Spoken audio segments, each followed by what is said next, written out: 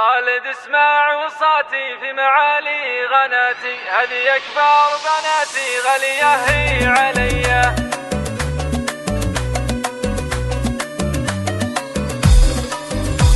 بالبداية أبارك للعروسة وشارك جعلي فلا سعادة والحياة الهنية. ألف مبروك عيدة والتباريك أزيدة، يلا تمم فرحنا والفرح دي مضية. لا ذكرنا معالي نرفع الصوت عالي، تستحق المدايح والقصايد هدية. العروسة الجميلة حظ من لا حليلة، زين شكله طبايع مرت يوسفية، زين شكله طبايع مرت يوسفية. جادل بالحلايا مع كثير المزايا، كل جماله طبيعي بالبني ما في زيه. يا ما شاء الله عليها طبع مع زين فيها، الجمال الطبيعي والصفات العادية. خالد اسمع وصاتي في معالي غناتي، هذه أكبر بناتي غالية هي عليا. طول الله سنينك حطها وسط عينك، راقب الله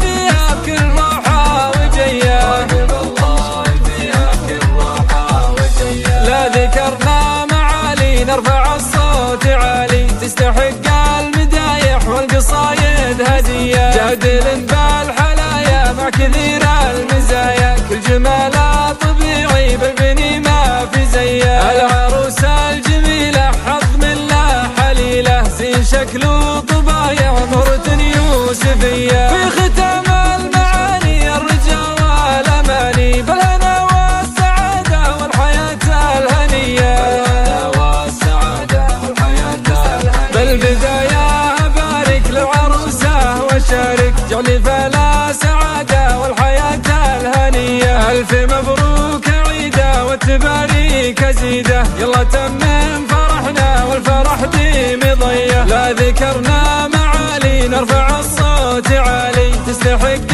المدايح والقصايد هدية. العروسة الجميلة حظ من لا حليلة، زين شكله طبايع مرت يوسفية، زين شكله طبايع مرت يوسفية. جادل بالحلايا مع كثير المزايا، كل جماله طبيعي بالبني ما في زيه. يا ما شاء الله عليها طبع مع زين فيها، الجمال الطبيعي والصفات العادية. خالد اسمع وصاتي في معالي غناتي، هذه أكبر بناتي غالية هي عليا. طول الله سنينك حطها وسط عينك، راقب الله فيها بكل روحة وجية، راقب الله فيها بكل روحة وجية. لا ذكرنا معالي نرفع الصوت عالي، تستحق المدايح والقصايد هدية. جادل بالحلايا مع كثير